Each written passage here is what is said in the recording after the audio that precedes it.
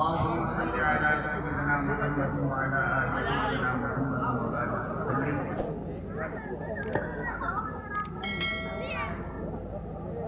अल्हम्दुलिल्लाह, इशा के बाद से लेकर अब तक निहायत ही खूबसूरत अंदाज में ये प्रोग्राम चलाने वाले चला रहे हैं और आप हजरात उसे सुन रहे हैं।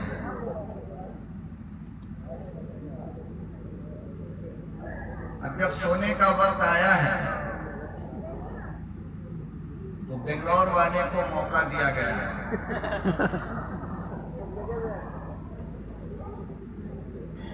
ये जलसा कराने वाले बड़े होशियार लोग होते हैं।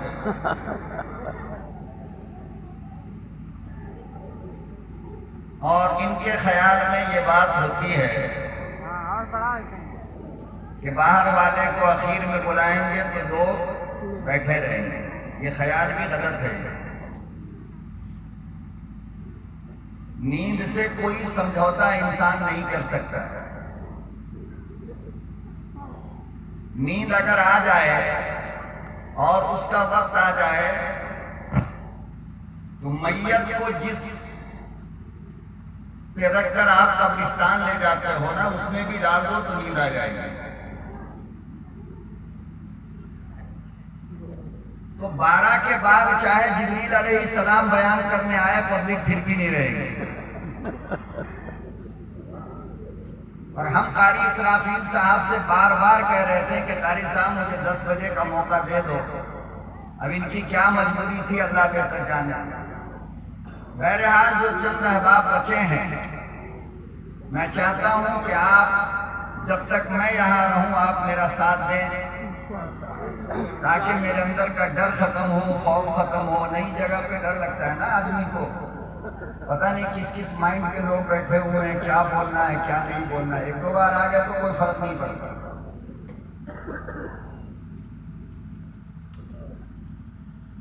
और अल्हम्दुलिल्लाह बेहतरीन हिंदुस्तान के चुनिंदा नाथखा हजरात को आपने बुलाया और सबने अलग अलग लबो लहजा में मोहसिने इंसानियत जनाब रसूलुल्लाह सल्लल्लाहु अलैहि वसल्लम के सिफाते जमीला को बयान किया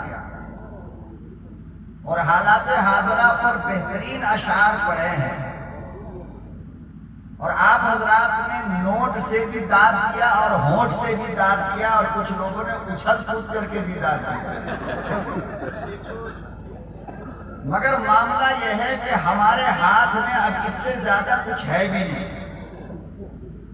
हम कभी मस्जिद अक्सा के नाम पर उछल जाएंगे, कभी कुरान करीम के तकद्दुस और उसके नामूस के नाम पर उछल जाएंगे, मगर अमल हमारा जीरो होगा।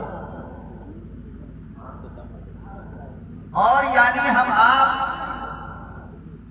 अपने पैगंबर जनाब रसूलुल्लाह दुरूद तो जोर से पढ़ो। नोट आप नाथा को दे दो, होंठ मेरे लिए हिलाते रहो। आप लोग तो इतना पैसा नाथा को देने लगे कि अब हिंदुस्तान का मुकर्री लोग भी नाथ पढ़ने लगे। समझ रहे नहीं? बहुत ही कम मुकर्रिर होगा जो नात नहीं पढ़ता हो, वरना हर मुकर्रिर को नात पढ़ने का अब हैजा समा गया। ये नोट इन्हीं को मिलता है। मौलवी चाहे जितना चिल्ला ले, जितनी अच्छी बात कर ले, वहां नोट उठाने वाला नहीं है। और ये सही बात है, आप उलमा की इज्जत करते हैं, आप उलमा की कदर करते हैं, इसलिए खामोशी के साथ सुनते हैं। अब ये जो उलमा लोग और मुकर्रिर लोग नात पढ़ना शुरू कर दिया, तो नात खा लोग तहज्जुद में बददुआ देना शुरू कर दिया कि या अल्लाह, या तो इस मौलवी को उठा ले या हमको उठा ले, ये हमारे मुंह का लुकमा छीन लिया।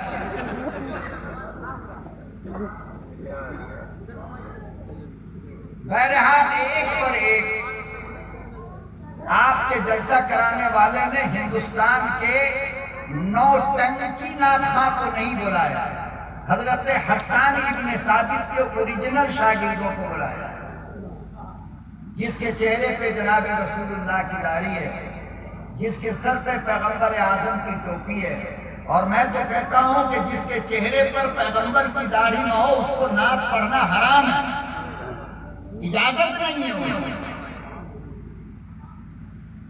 नहीं साहब वो बहुत अच्छा पढ़ता है। अरे अल्लाह के बंदे, अरब के कुफार भी तो अशार बहुत अच्छा पढ़ा करते थे, मगर हजरत हसन का मकाम वो नहीं पा सकता। तो जिसके चेहरे पे दाढ़ी न हो और वो नाते नबी पढ़ रहा हो, आप सल्लल्लाहु अलैहि वसल्लम की सुन्नत को अशार में बयान कर रहा हो, और आप उनसे पूछ लो कि एक सुन्नत मेरे नबी की तुम्हारे पास है, तो पहली रात की दुल्हन की तरफ मुंह छुपा ले। इसलिए ऐसे लोगों को बुलाया करो जिनका ताल्लुक इल्म से है, जिनका ताल्लुक कुरान से है, जिनका ताल्लुक मुस्तफा के फरमान से है, जिनका ताल्लुक रोजा नमाज से है। आप ऐसे ऐसे नाटका को बुला लेते हो जो स्टेज पर बैठ करके भी हराम खोर गुटखा खाता है।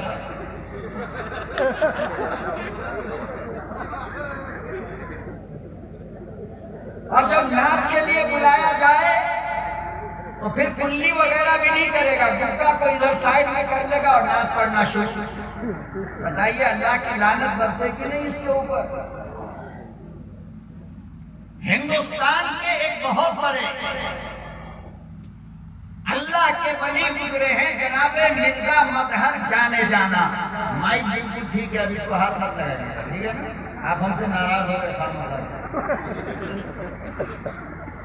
अब इसको बिल्कुल हाथ मत लगाइएगा। मिर्जा मजहर, देखो 12 के बाद का जो टाइम होता है ना, उसमें साथ साथ बोलना पड़ता है। 12 से पहले मौलाना अकेले बोलेंगे कुछ नहीं होगा। 12 के बाद चूंकि आपको शैतान सुलाता रहता है, इसलिए साथ साथ बोला कि तो बहुत बड़े अल्लाह वाले गुजरे हैं मिर्जा मजहर जाने जाना। कौन? मिर्जा मजहर। और मजजूब टाइप के थे, वो पागल की तरह रहते थे, कपड़ा फटा हुआ, न खाना न पानी न किसी से। और दिल्ली जामिया मस्जिद के सीढ़ी पर 24 घंटा बैठे रहते। और पीर किसके थे ये? मुगलिया सल्तनत के बादशाहों के पीर थे। जहांगीर के पीर, आलमगीर के पीर, शाहजहां के पीर, औरंगजेब के पीर। इतना बड़ा आदमी और बिल्कुल दीवाने की तरह जामिया मस्जिद की सीढ़ी पर जो मेन गेट है ना उर्दू बाजार की तरफ से, उस पर बैठे रहते हैं। अंग्रेजों ने जब हमला किया, मैं अजमत मुस्तफा समझाने चला हूं, गुलामे मुस्तफा हो तो समझने की कोशिश करना। बड़ा आसान है, इश्क़े मुस्तफा बड़ा आसान है, गुलामे मुस्तफा बड़ा आसान है। नादिया कलाम के मतले और मत्ते पर दादो तहसीन देना मगर बड़ा मुश्किल है लैला के मजनू की तरह महबूबे दो आलम का दीवाना हो। 100 रुपया बड़ी आसानी से निकलता है, कोई मुश्किल नहीं।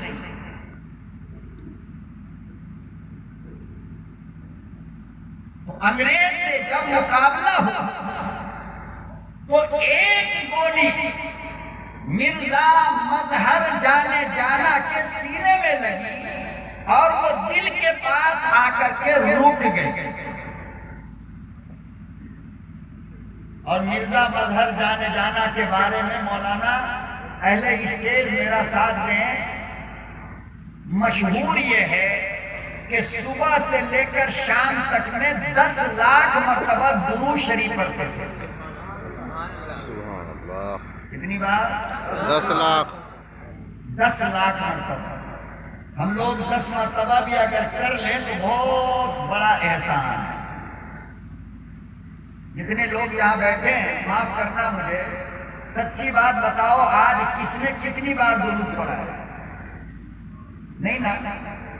10 लाख मर्तबा मिर्जा मजहर जाने जाना डेली दुरूद पाक पढ़ा करते थे। अंग्रेज ने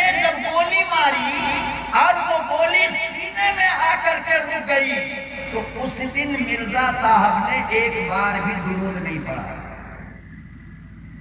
एक बार भी, बोलो ना। मुरीदीन ने आकर के कहा हजरत आज आपने एक बार भी दुरूद नहीं पढ़ा है। अल्लाह अकबर व कबीरा। मिर्जा मजहर जाने जाना रहमतुल्लाहि अलैह कहने लगे बात तो सही तुमने नोट किया है, लेकिन पता तो होना चाहिए कि मेरे सीने में अंग्रेज की नापाक बोली आकर रुकी है। मुझे डर होता है कि नबी करीम के नाम की बेअदबी न हो।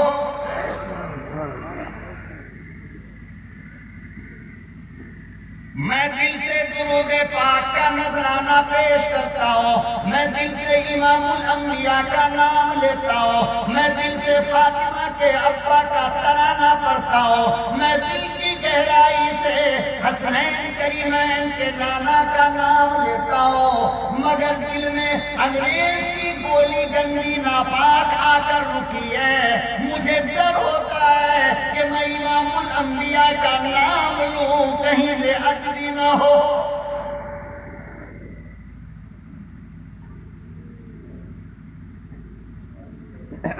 लोग गुटखा खा के नाच पढ़ेंगे और आप उनको बुलाओगे लात मारकर स्टेज से नीचे उतार दिया करो ऐसे नालातों को। ये तौहीन मुस्तफा है, ये गुलाम मुस्तफा नहीं है। ये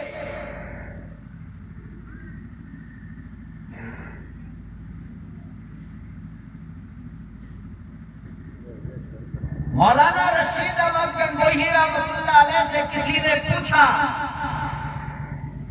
कि मौलाना दुनिया का हर पीर, हर आलिम, हर किताब, कुरान हो या हदीस हो, हर किताब के अंदर यही लिखा है और हर पीर अपने मुरीद से यही कहता है कि पहले इस्तिग़फ़ार पढ़ो फिर दुरूद पढ़ो। बात समझ में नहीं आती, पहले इस्तिग़फ़ार क्यों और फिर दुरूद पाक क्यों? क्या जवाब दिया है मौलाना रशीद अहमद गंगोही ने। खुदा की कसम, इश्क़े मुस्तफा का नायाब तोहफा। मौलाना ने फरमाया कि ये बताओ कि जब कपड़ा गंदा हो जाए तो पहले उसे धोते हो या पहले इतर लगाते हो? जब कपड़ा गंदा हो जाए तो पहले उसकी धुलाई होती है या पहले इतर लगाया जाता है? पहले धुला जाएगा, उसके बाद जब पहनेंगे तो उस पर इतर लगाएंगे। मौलाना रशीद अहमद गंगोही ने फरमाया कि मेरा रब चाहता है कि तू अपनी जबान को, अपने दिल को, अपनी सोच को, अपनी फिक्र को, अपनी समझ को, अपनी जिंदगी को पहले इस्तिग़फ़ार के पानी से पाक कर ले, फिर मेरे मुस्तफा का दुरूद पढ़ा।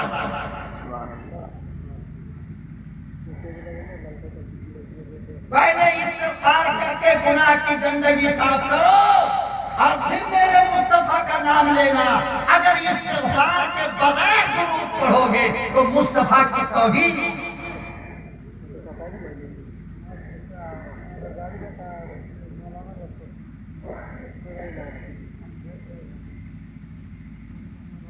दारुल उलूम देवबंद का एक दरवाजा है, बाबे मदनी। क्या है? बाबे मदनी। मस्जिद रशीद की तरफ से जब जाओगे तो बाबे मदनी मिलेगा। बाबे मदनी के राइट साइड में आप देखोगे बबूल का पेड़ लगा हुआ। किसका? ये बबूल का पेड़ लगाया था मौलाना हुसैन अहमद मदनी ने। किसने? मौलाना मदनी का घर राइट साइड में है ना, आप अगर जाओगे तो देख लेना। आज भी मौलाना अरशद मदनी का घर वहीं पे। तो मौलाना हुसैन अहमद मदनी ने बबूल का पेड़ लगाया। लोगों ने कहा हज़रत दुनिया वाले गुलाब लगाते हैं, चंपा लगाते हैं, चमेली लगाते हैं, मोगरा लगाते हैं, अरे फूल का पेड़ लगाते हैं, आप बबूल का पेड़ लगा रहे हैं। क्या जवाब दिया है अल्लाह की कसम। मौलाना रशीद अहमद गंगोही रहमतुल्लाहि अलैह ने सूरह फतह की एक आयत तिलावत फरमाई, लक़द रज़ियल्लाहु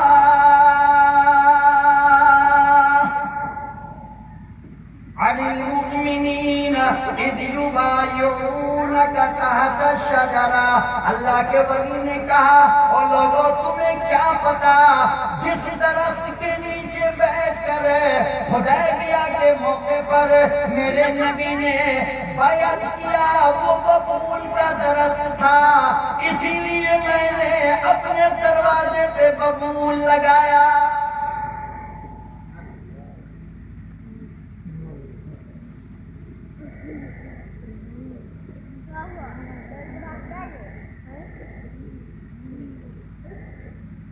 तुम्हें क्या पता इश्क़े मुस्तफा क्या होता है, तुम्हें क्या पता दीवाना मुस्तफा कौन होता है, तुम क्या जानो मोहसिन इंसानियत की गुलामी क्या है।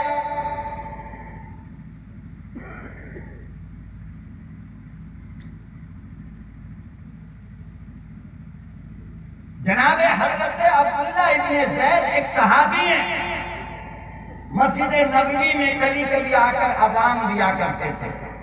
क्या देते थे? आप में से किसी ने दिया अजान अपने गांव की महल्ले की मस्जिद में? जिसने अजान दिया हो जरा हाथ उठाओ। अल्लाह अकबर। कितने मुअज्जिन हैं इस गांव में? हाँ, कभी कभी अजान जा करके दिया करो मस्जिद में। समझ में आई बात? मैं ये क्यों कह रहा हूं मालूम है? ताकि कयामत के दिन जब अल्लाह हजरत बिलाल के लश्कर को बुलाएगा, हजरत बिलाल की फौज को बुलाएगा, तो उसमें आपका भी नाम आ जाए। अल्लाह मियां हमने भी 2 टाइम की अजान दिया था, हम भी तो मुअज्जिन है ना आपके। सुभान अल्लाह। तो अजान दिया करो मस्जिद में। बात समझ में आ रही नहीं? अब इतना जाकर के अजान मत दो कि मुअज्जिन को ही निकाल जाता। ऐसा भी नहीं करता, बल्कि खास खास मौके पर जाकर के मुअज्जिन साहब से इजाजत लो, मुअज्जिन साहब आज मैं अजान देना चाहता हूं। और एक हदीस सुना दूं, हिफाजत करोगे इंशाअल्लाह। अल्लाह के नबी सल्लल्लाहु अलैहि वसल्लम ने फरमाया कि जिसने 40 दिन फजर की अजान दे दी, कितने दिन? 1 दिन भी नागा नहीं, बारिश हो, धूप हो, ठंड हो, कुछ भी हो, 40 दिन फजर की अजान दे दी तो मेरी शफाअत इसके लिए वाजिब हो जाती है। क्या होती है? मेरी शफाअत। और शफाअत का मतलब गालिबन आपने समझा नहीं।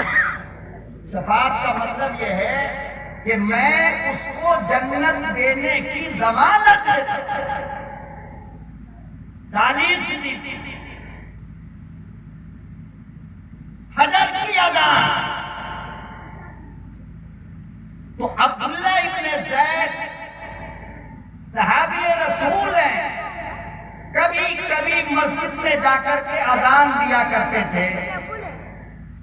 जनाबे रसूलुल्लाह सल्लल्लाहु अलैहि वसल्लम का जब इंतकाल हो गया ना, आप पर्दा फरमा गए, तो उसी मस्जिद नबवी में अब्दुल्ला इब्ने ज़ैद ने अल्लाह से रो करके झोली फैला करके दुआ मांगी। मैं मोहब्बत समझा रहा हूं। क्या मांगी? क्या दुआ मांगी? अल्लाहु अकबर व कबीरा। अब्दुल्ला इब्ने ज़ैद ने रब की अदालत में झोली फैलाई, दुआ मांगी, मेरे परवरदिगार मुझे अंधा कर दे, मुझे नाबीना कर दे, मेरी आँख की रोशनी खत्म कर दे। दूसरे सहाबा ने सुना, पूछने लगे ये दुआ क्यों मांगता है? कहने लगा तुझे क्या पता, मेरी आँख इसलिए थी कि आँख मेरी हो और रुखे मुस्तफा सामने हो। जब मेरा महबूब दुनिया में न रहा, मैं इन आँखों से किसी और को देखना गवारा नहीं।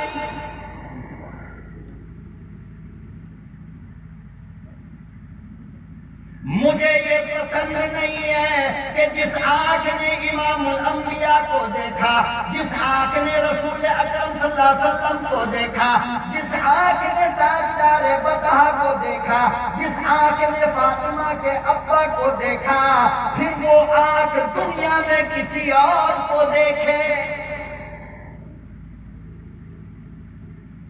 अल्लाह ने रोशनी ले लिया, नाबीना हो गए और इसी हालत में दुनिया से गए। अब आप बताओ, जब कयामत के दिन अल्लाह पूछेगा कि अब्दुल्ला इब्न ज़ैद तेरी आंख क्या हुई, तो क्या जवाब होगा बताओ? मेरे मालिक मुस्तफा के इश्क और मोहब्बत में मैंने अपनी आंख को खत्म करने की तुझसे दुआ मांगी कि जिस आंख ने जनाब रसूल उम्मी को देखा, वो आंख अब किसी और को, बोलो किसी और को। अब जरा जहर मुंह से निकलने जा रहा है, बर्दाश्त कर लेना, ठीक है। अब्दुल्ला इब्न ज़ैद कहते हैं कि जिस आंख ने मुस्तफा को देखा, वो आंख अब किसी को।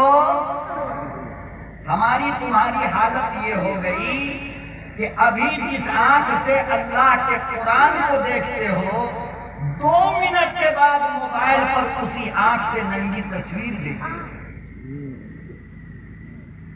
2 मिनट अभी कुरान देख रहा था, अभी वहां से उठा और मोबाइल पे फेसबुक पे गया, यूट्यूब पर गया, व्हाट्सएप पे गया, इंस्टा पर गया, और वहां जब गया तो कंपनी वाले ने कुरान के मुकाबले में नंगी औरत को तुम्हारे स्क्रीन पर ला करके रख दिया।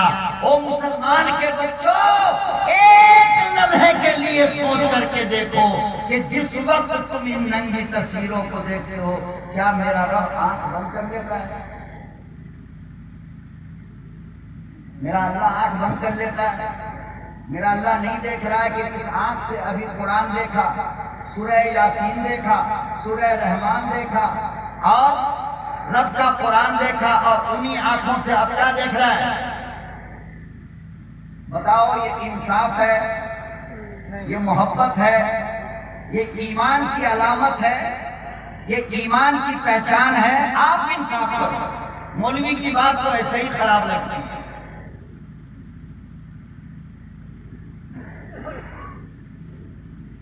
इश्क़ मुस्तफा तकाज़ा करता है और इश्क़ रसूल तकाज़ा करता है कि कोई मिलावट उसके अंदर न हो, ओरिजिनल होना चाहिए। अरे दुनिया की लैला में मिलावट तुम बर्दाश्त नहीं करते हो, बात करते हो आप। तुम्हारी लैला को अगर भूल से भी कोई ऐसे देख लेना तो उसकी आंख निकाल लेते हो। गलत है क्या? ये बोलो ना, गलत है जी। तेरी लैला को अगर किसी ने आंख दिखाया, तुम उसकी माँ बहन तक पहुंच जाते हो। तेरी माँ नहीं है क्या? तेरी बहन नहीं है क्या? तेरी बीवी नहीं है क्या? और तू जो लैला को लेके घूम रहा है, तो ये भी तो किसी की माँ है, किसी की बेटी है, किसी की बहन है। तुझे शर्म नहीं आ रही?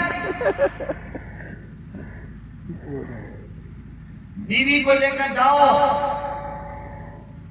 रास्ते में किसी ने अगर ऐसे हाथ लगा दिया तो गवाह कर दोगे, मेरी बीवी को हाथ लगाया। वाह, बीवी में मिलावट बर्दाश्त नहीं, लैला में मिलावट बर्दाश्त नहीं, मौला की मोहब्बत में मिलावट मौला बर्दाश्त करेगा? मौला भी चाहता है कि मेरा बंदा ओरिजिनल मोहब्बत मुझसे करे। ऐसी कोई मिलावट उसके अंदर अल्लाह बर्दाश्त नहीं करता। कोई मिलावट जनाब रसूलुल्लाह सल्लल्लाहु अलैहि वसल्लम अपनी मोहब्बत के अंदर बर्दाश्त नहीं करता। या तो कहो कि मेरी आंख रब के कुरान को देखेगी, या कहो कि मेरी आंख सड़कों पे नाचने वाली नंगी लड़कियों को देखेगी। लेकिन ये भी वो भी चलने वाला, ये भी वो भी चलने वाला नहीं है।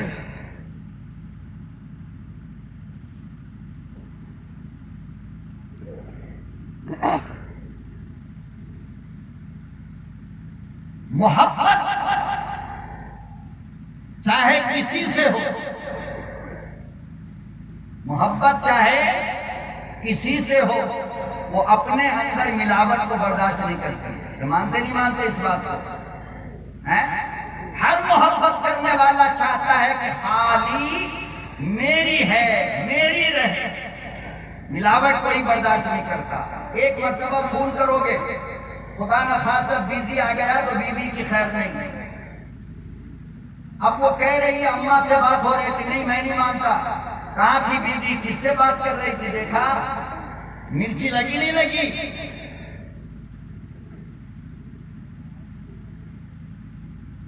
अल्लाह अकबर और कबीरा। सहाबा इकराम ने ओरिजिनल प्यार करके दिखाया, ओरिजिनल मोहब्बत करके दिखाया, कोई मिलावट न हुई। आओ मक्के की गलियों की गवाह पूछो, मक्के की गली से पूछो, जनाबे सैयदना बिलाल को जालिमों ने पेट पे पत्थर रख दिया, कपड़े उतार दिए, कंकर वाली जमीन पे लिटाया, आग के अंगारों पे लिटाया, ऊपर से उमैया इब्ने खलफ सीने पर बैठ गया।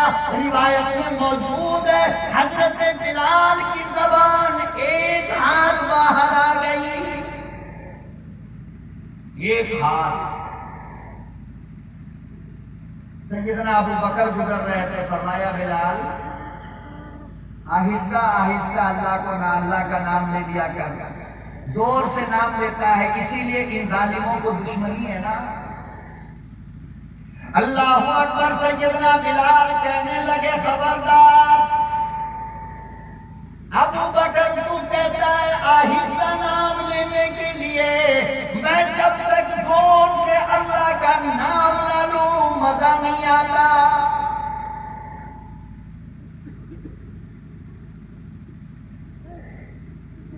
फरमाया हजरत अबू बकर ने, बिलाल जान का मसला है। हजरत बिलाल कहने लगे सैयदना अबू बकर मेरे सरदार, मैं तुम्हें क्या बताऊं, ये जितनी जोर से मुझे मारता है ईमान की मिठास उतनी मिलती है।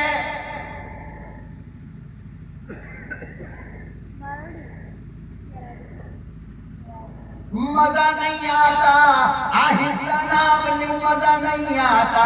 अबू बकर ने कहा जान चली जाएगी। फरमाया मेरी तमन्ना यही है, मेरा शौक यही है, मेरा अरमान यही है कि मेरी रूह निकले ज़बान पर रब का नाम हो।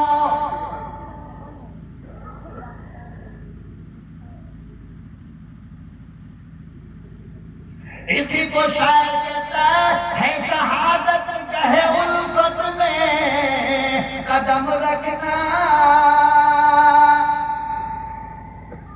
है शहादत कहे उल्फत में कदम रखना। और लोग आसान समझते हैं मुसलमान होना।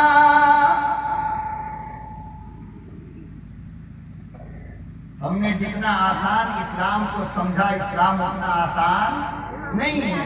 इस्लाम कबूल करने का सीधा मतलब होता है आग के शोलों पे चलना।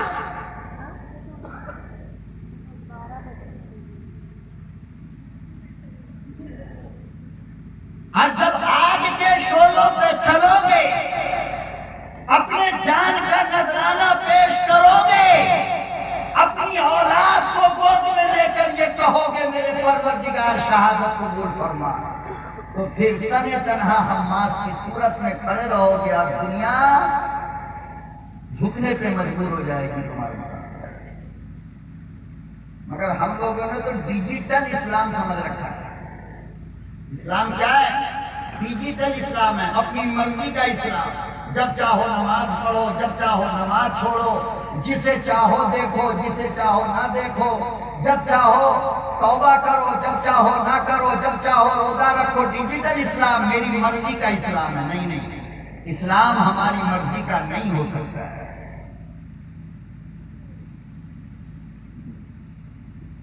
बहरहाल मेरे मोहतरम बुजुर्गों और दोस्तों, ये एक बात चली आदाब मुस्तफ़ा और अदब मुस्तफ़ा के ताल्लुक से जो मैंने आपसे अर्ज कर दिया, असल बात जो मुझे आपकी अदालत में अर्ज करनी थी वो ये कि दुनिया में 1,24,000 अंबिया आए। कितने? 1,24,000 अंबिया आए और इन सब के अखीर में मेरे महबूब आए। इन सब के अखीर में कौन आए? मेरे महबूब आए। तमाम नबियों को आदम से लेकर ईसा तक जितने नबी आए तमाम नबियों को अल्लाह ने लंबी लंबी उम्र दिया है। किसी को 1000 साल, किसी को 900 साल, किसी को 800 साल, किसी को 600 साल, किसी को 200 साल, किसी को 300 साल। सारे नबियों को क्या दिया? लंबी लंबी उम्रें दी। अब मेरे नबी को कितनी उम्र दिया? 63 साल। बोलो 63 साल, 63। और ये 63 साल में क्या बेटा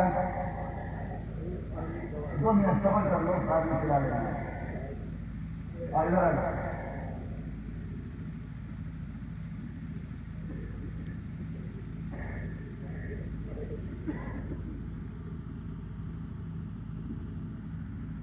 दुरूद शरीफ अल्लाहुम्मा सल्ली अला सय्यिदिना मुहम्मद व अला आलि सय्यिदिना मुहम्मद। तो क्या कह रहा था?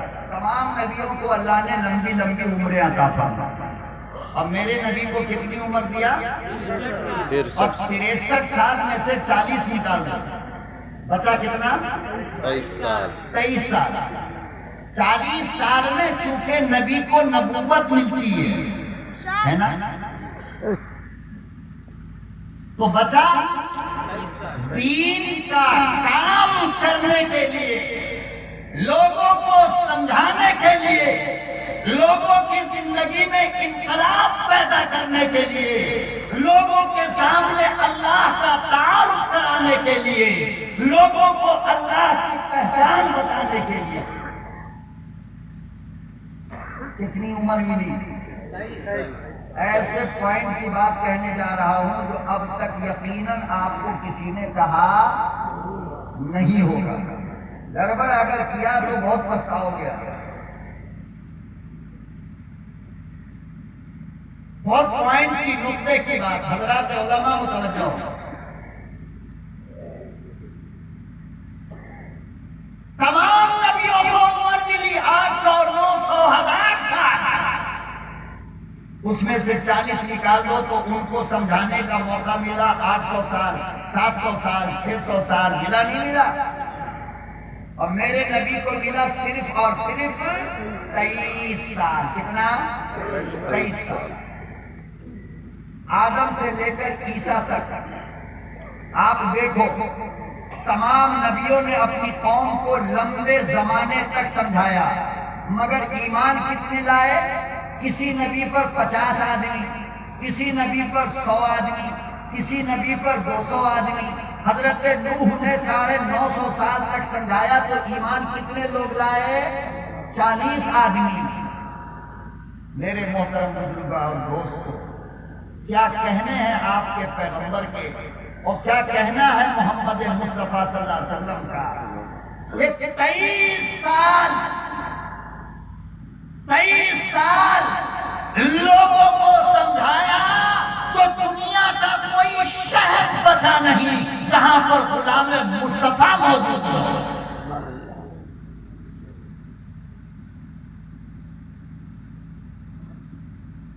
बचा? नबी की वफात के वक्त पूरी दुनिया में इस्लाम पहुंच चुका था कि नहीं मौलाना? हिंदुस्तान में भी, श्रीलंका में भी दुनिया का कोई गोशा, कोई खित्ता नहीं था जहां इस्लाम पहुंचा ना हो। और टाइम कितना दिया अल्लाह ने? 23 साल। तो फिर है मुसलमानों, गुलाम मुस्तफा होने की हैसियत से तुमको इस बात पर रिसर्च करना चाहिए कि आखिर वो कौन सा तरीका था जो मेरे मुस्तफा ने 23 साल में पूरी दुनिया में इस्लाम पहुंचाया। रिसर्च करनी चाहिए कि नहीं हम लोगों को?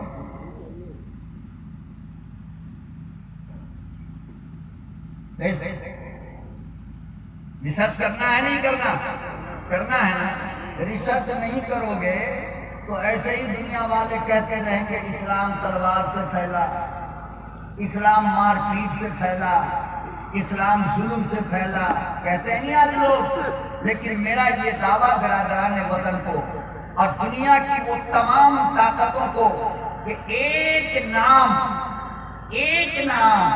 23 साल में मुझे ऐसा ला करके दिखा दो कि तलवार देखकर कलमा पढ़ा।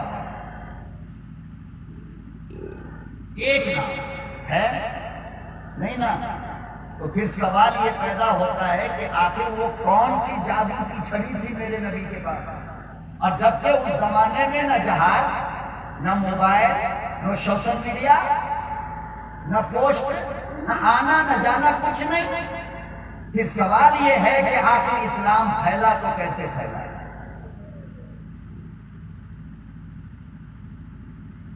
बस यही बताएंगे और आप सब उत्सव हो जाएंगे। क्यों? इसलिए कि हजरत ने बुलाया देर से और हमको जाना है रांची। 7 बजे की फ्लाइट है, 1:30 बजे यहाँ से निकलना था। उधर का देखा तो हम बोल रहे थे 11 बजे हमको बुलाइए, 10 बजे बुलाइए, सुने नहीं। अरे भाई यहाँ से स्टेज से कब बजे निकलेंगे? 1:30 बजे ना। आप खाना वाना कौन खाएगा? 1:30 बजे निकलेंगे तो कब तक खाना है?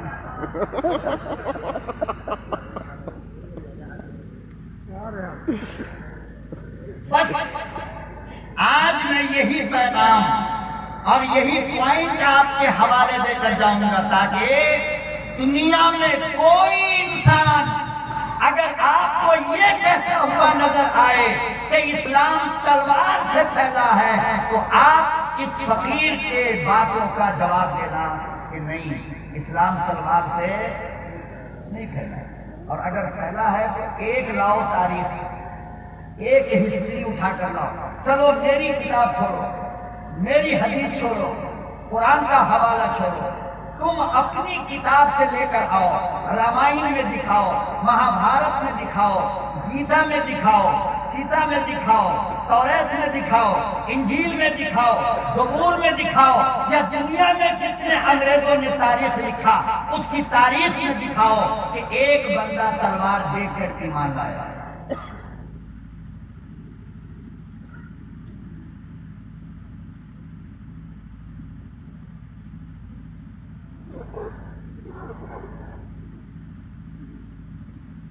फिर ईमान लाए तो कैसे? जाकर के कलमे की दावत दिया या पैसे की लालच देकर इस्लाम कबूल करवाया? अरे बाबा, इस्लाम तो उसको कहते ही नहीं है जो डर से कबूल किया जाए। इस्लाम नाम है तस्दीक़े कल्ब का, इक़रारुन बिल लिसान का। जब तक के दिल में ईमान ना हो, ईमान हो ही नहीं सकता, मुसलमान हो ही नहीं सकता। तो किसी को दिखा करके दिल से मुसलमान बनाया जा सकता है? अरे जान बचाने के लिए मुंह से कह देगा।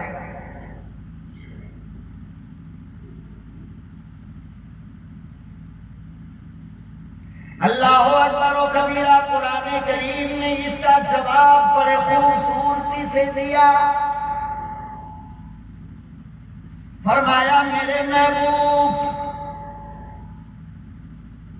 ये पूरी दुनिया जो आपके पीछे पीछे आ रही है, ये सारी दुनिया जो आपकी दीवानी हो रही है, ये सारी दुनिया जो आपके लिए अपनी जान दे रही है, ये बच्चे, ये जवान, ये बूढ़े, ये औरतें जो आप पर मर मिटने को तैयार है, फरमाया कमाल कोई नहीं, इन्नका लअला खुलुक़िन अज़ीम।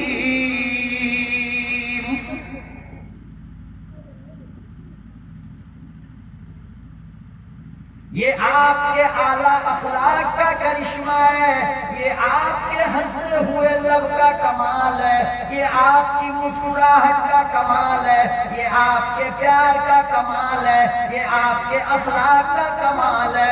आपके अखलाक ने सारी दुनिया को आपका दीवाना बनाया।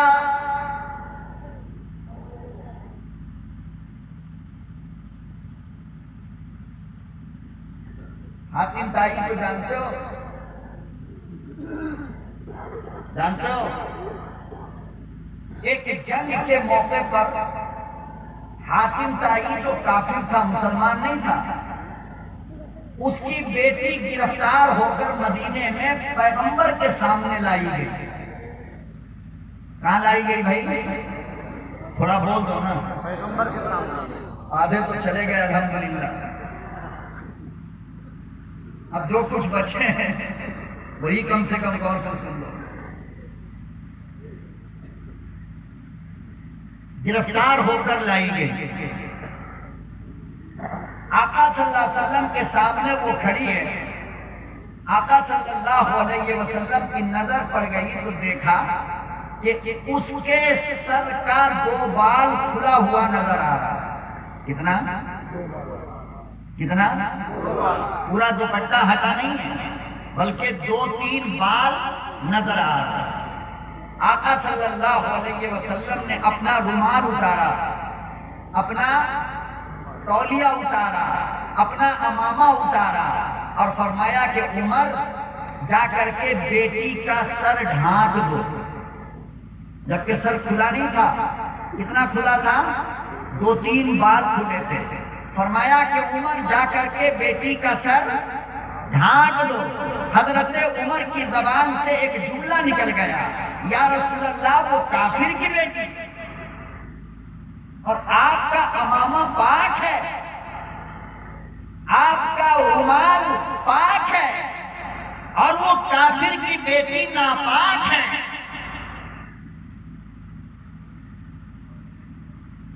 अल्लाह अकबर व कबीरा। इमामुल अंबिया महबूब किबरिया हजरत मोहम्मद मुस्तफा सल्लल्लाहु तआला अलैहि वसल्लम ने इरशाद फरमाया, उमर इज्जत का मकाम बड़ा है मेरे अमामा से।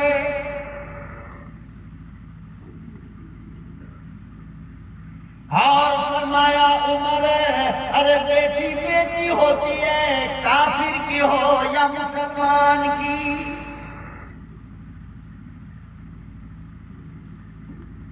बेटी में कोई फर्क नहीं होती है, वो काफिर की बेटी क्यों ना हो उसे भी देखना हराम है, मुसलमान की बेटी क्यों ना हो उसे भी देखना हराम है, काफिर की बीवी क्यों ना हो उसे भी देखना हराम है, मुसलमान की बीवी क्यों ना हो उसे भी देखना हराम है। तो क्या फरमाया आका सल्लल्लाहु अलैहि वसल्लम ने कि उसके सर का बाल खुला है, जाकर के मोहम्मद के अमामा से उसके सर का पर्दा करो। पता ये चला कि इस्लाम चादर डालने के लिए आया है, दुपट्टा उड़ाने के लिए आया है। मुसलमानों, जब तक तुम बेटियों को दुपट्टा उड़ाते रहे, दुनिया तुम्हारे सामने झुकती रही। जब तुमने बेटियों का दुपट्टा उतारना शुरू कर दिया, दुनिया तुम्हें जूतियों के नीचे रौंदने लगी।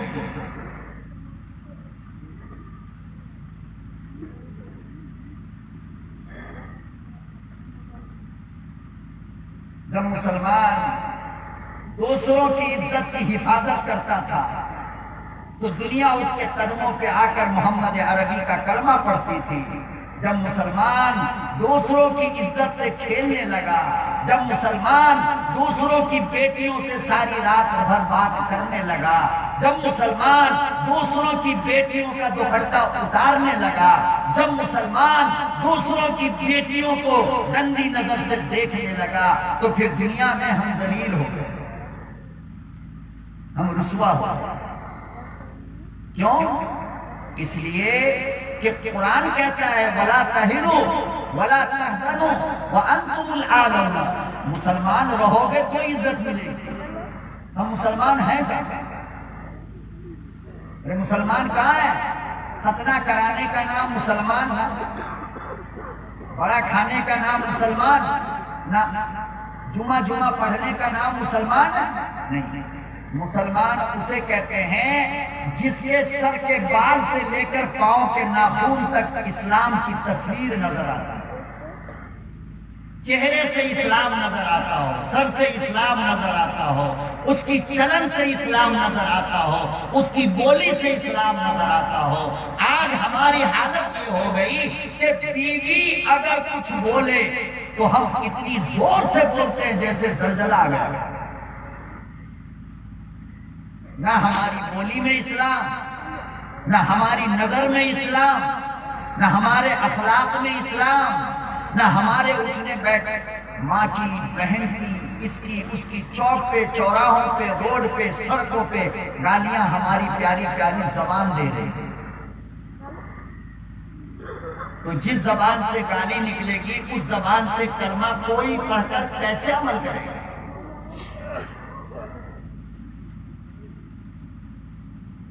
इसलिए पहले अपने अंदर इस्लाम पैदा करो, रास्ता चलते हुए तुमको दुनिया देखकर कहे कि मुस्तफा का गुलाम जा रहा है। आज तुम्हारी हालत ये हो गई कि अगर बस के अंदर बगल में बैठे हो, अल्लाह की कसम डर लगता है सलाम करें कि ना करें, पता नहीं कौन।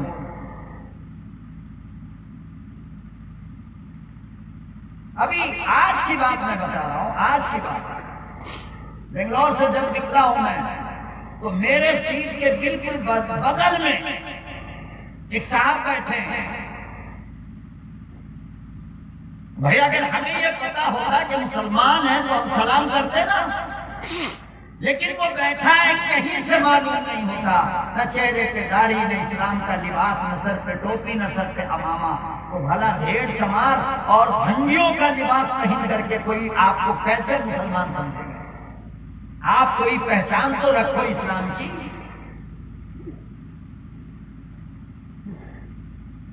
कसम खाकर कहता हूं मैं, आज के जलसे में इस बात को नोट कर लो, आप ज्यादा कुछ मत करो, सिर्फ सर पे टोपी रखने की आदत डाल लो, पूरे छत्तीसगढ़ में तुम ही नजर आओ। आज तुम नजर तो आते हो मगर मुसलमान की सूरत में नजर नहीं आते, मुसलमान की शक्ल में नजर नहीं आते।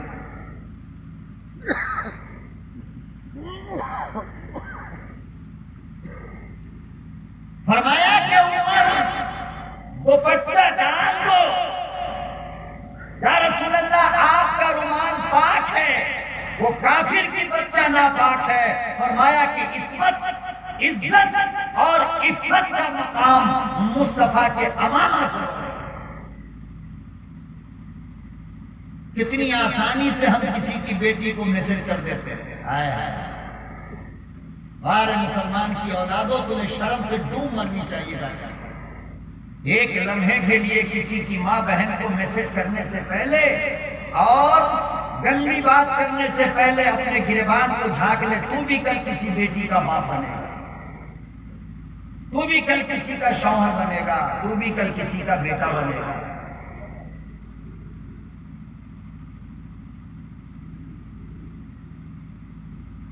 मुसलमान की इज्जत, इस्लाम ने कहा कि इज्जत किसी की हो, ईमान वाला हो या काफिर हो, उसकी इज्जत और उसकी इफ्फत हमारे अमामा से बढ़कर के। कितनी आसानी से हम लोग इज्जत से खेलते हैं। बोलो खेलते नहीं? बोलो भाई, आप लोग फरिश्ते हो क्या? बीवी अच्छी नहीं लगती है घर में, पड़ोस वाली अच्छी लगती है।